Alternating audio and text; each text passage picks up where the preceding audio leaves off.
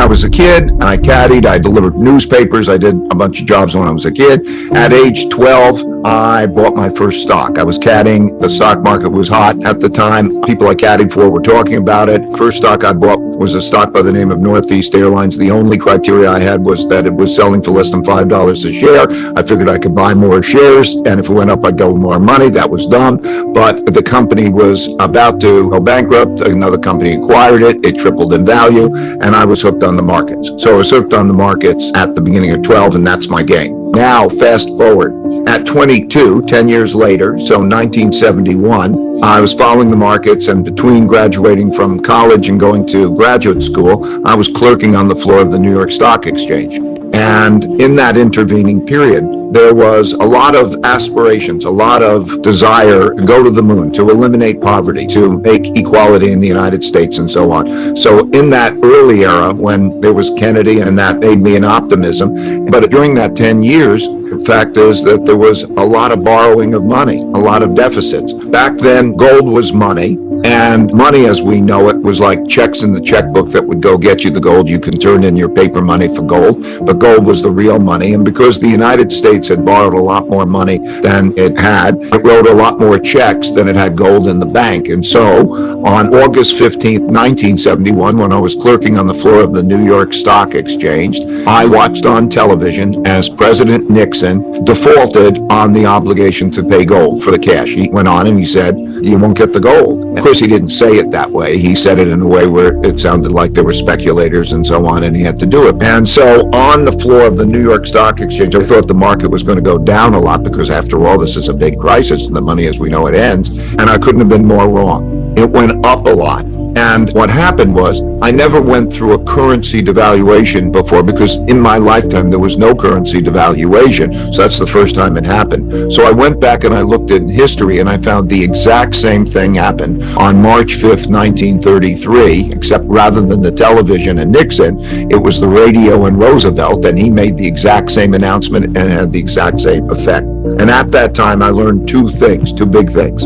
I learned that, first, many things that never happened in my lifetime seemed surprising at the time, and that I needed to study things that happened before my lifetime to understand them. So when certain things are happening, like right now, there are certain things that have never happened in our lifetime before, but happened many times in history. So in order to understand them, I need to understand the patterns, and even more than the patterns, the cause and effect relationships behind the patterns. So that mistake taught me that I needed to understand history, and each of the mistakes has taught me. I made a big mistake in 1982, and I calculated that American banks had lent more to foreign countries than those countries. Way back, there was a big debt crisis. I anticipated this debt crisis, Mexico defaulting. Great, okay. But what happened is the economy, and I expected there would be a terrible economic situation. And you know what happened? The Federal Reserve printed a lot of money, and it had the same effect. You know, you learn the lessons, okay? Those lessons that I learned let me study the 1929 to 32 period, which allowed me to anticipate the 2008 financial crisis and make a lot of money there when most people lost money. And right now, what's happening now has led Bridgewater to make a lot of money while the markets are behaving badly now, because the same thing happened in the past.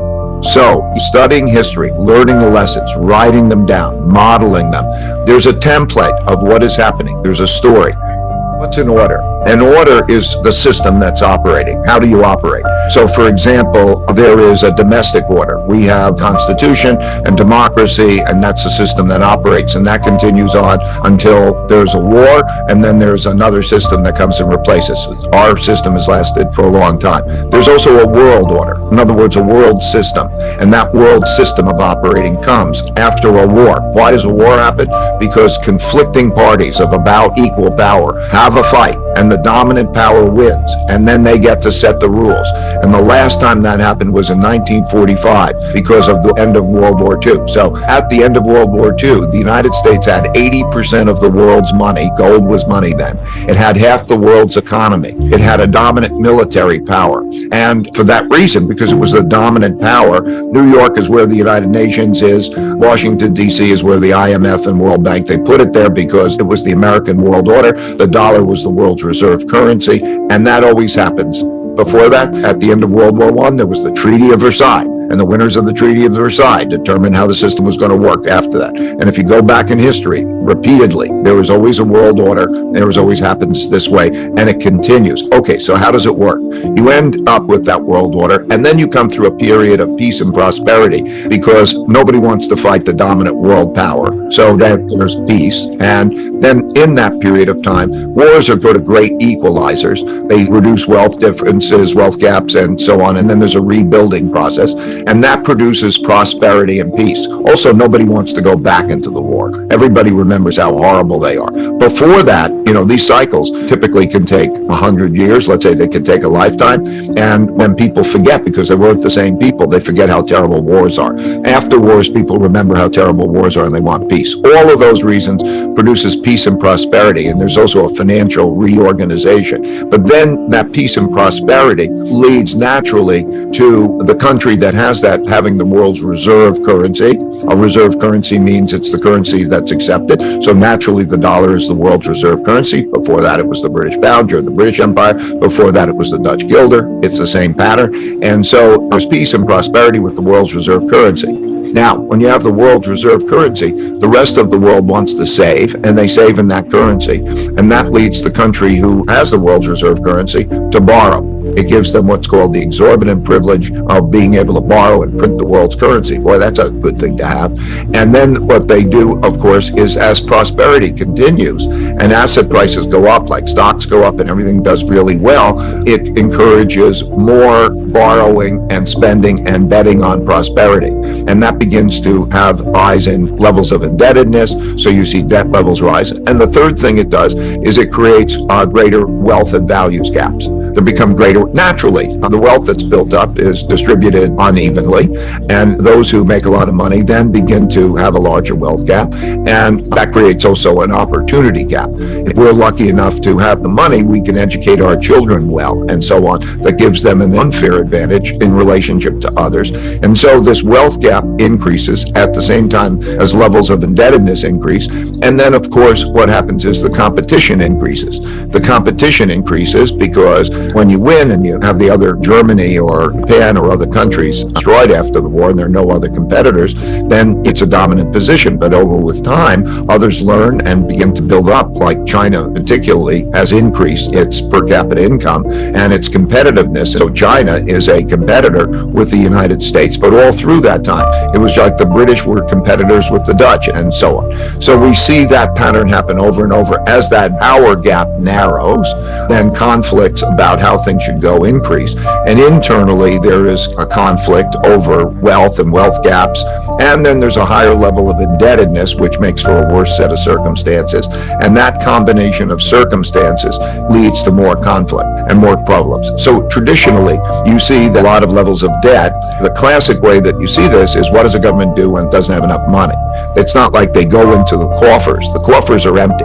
They have no gold. They have not that money. So where do they get the money? They have to take the money from somebody else. That's either through taxes, or what they do, people get angry when they're taking it away and there's a big fight over it. So what they usually do is they print money. And through the Roman times, back in Roman times, they had gold coins. They put less gold in the coins. They put other metals in the coins. And inevitably, they print money when they want to spend more. And that, of course, produces the inflation. It devalues the value of money. And you lose buying power. And when that happens, at the same time, there's a large wealth gap and opportunity gap. That produces a lot of internal conflict of the sort that we're seeing now. You always see populists of the left and populists of the right. What's a populist? A populist is a person who will fight for their side. They are not compromisers, okay? So you get to the point where there may not be compromise. For example, January 6th is right out of the populist playbook. In other words, fighting for power. It's entirely possible that we will see that neither side in the upcoming elections would accept losing. And there's a conflict. So you have that populace and that greater extreme of the left and the right. You have more internal conflict. And then as you have the rising power challenging the existing power, you have the world conflict. And then normally that produces a resolution, which happens through wars, because there's no world court that you bring your case to and then there's a jury who makes a decision. It's typically through conflict. You have the next war and you do the same thing over and over again. So that by and large is the pattern. I need objectivity to be accurate, but also by being able to measure those things, you can see whether you're improving or not. So it's a type of biofeedback. It starts with education. Educated people are more valuable. And there's two types of education. There's education of like what you know and what skills you develop, but there's also learning civility, learning how to behave with each other to make a productive society. Think about parenting. Think about the importance. Really, what I had was just going back to the basics. What I had was parents who loved me and were good guidance. I went to a public education, and it was a good public school. And I came out to a world of equal opportunity in which there was an opportunity to make decisions and make things happen and then live the American dream. And really, those are the most important fundamentals. And you have a system that provides you good and equal opportunity. I mean, that's basically it. Capitalism, it gives you the opportunity. People who say, that's a good idea, give you money to build it out.